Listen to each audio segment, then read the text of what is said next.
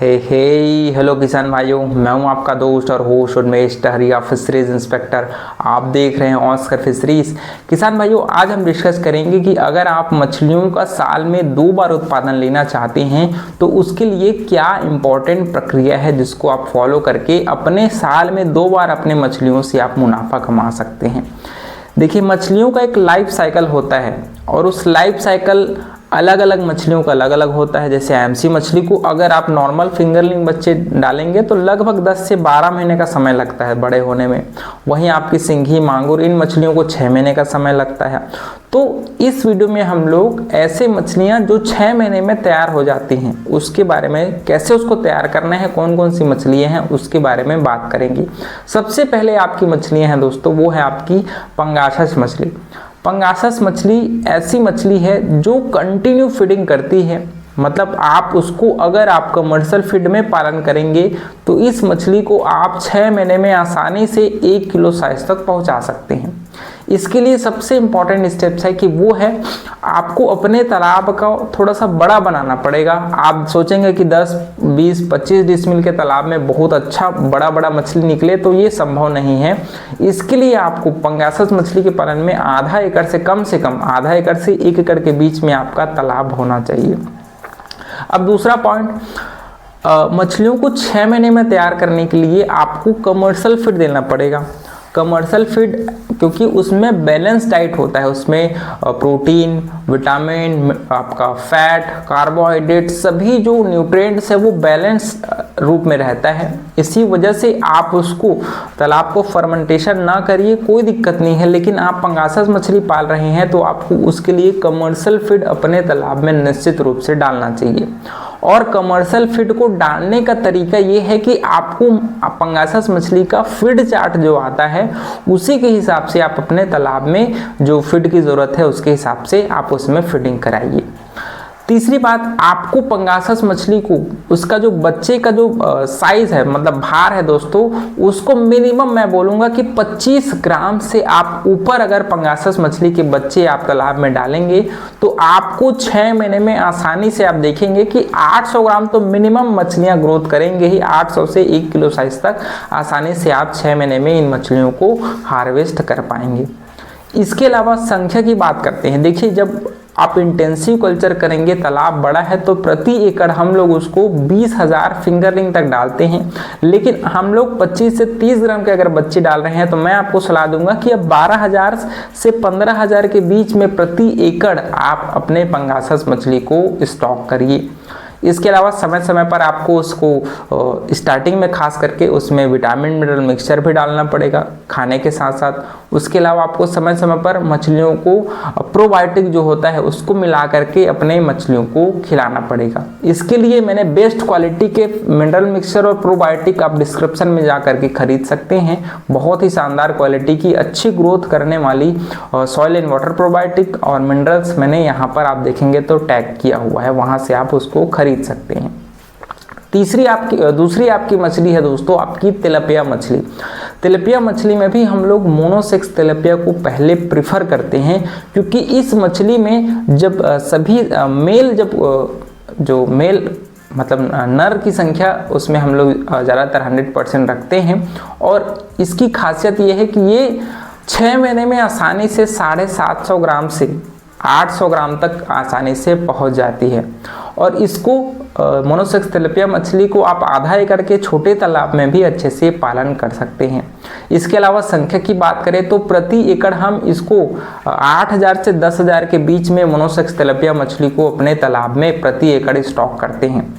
और बात करें इसको हम लोग अगर आप कोशिश करें तो मुर्गी का जो बीट होता है ना, लेयर मुर्गी का, उसको भी खिला करके आप तिलपिया मछली को पाल सकते हैं।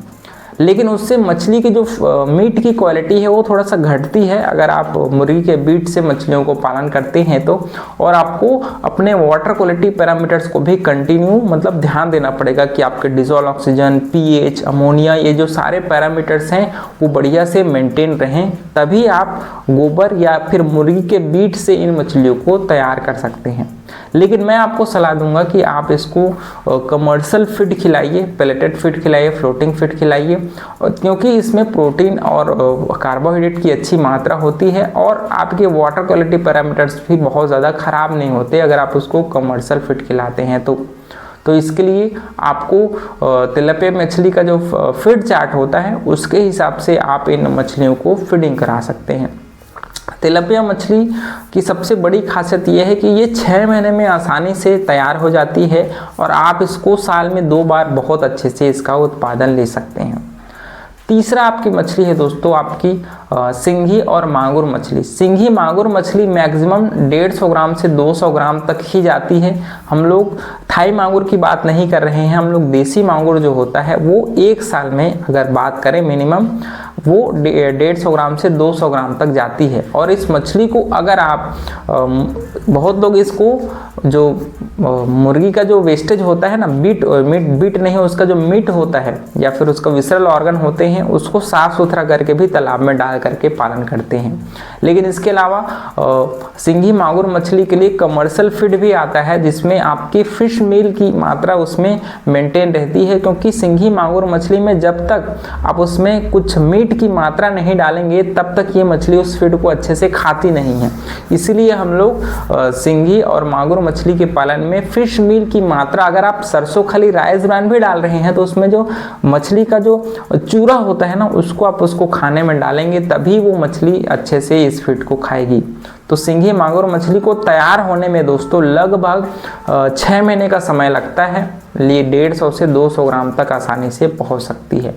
वही बात करें अगर आप आईएमसी और एक्सोटिक कार्प मछलियों को भी 6 महीने में तैयार करना चाहते हैं तो इसके लिए दोस्तों आपको अपने मछलियों को 50 से 100 ग्राम के एडवांस फिंगरलिंग बच्चे तालाब में डालने पड़ेंगे, जिसमें आपकी कतला मछली लगभग दोस्तों कतला, ग्रास कार्प और आपकी कॉमन कार्प या फिर अमूर कार्प, इन 3 मछलियों को हम लोग एक साथ बहुत अच्छे से तैयार कर सकते हैं।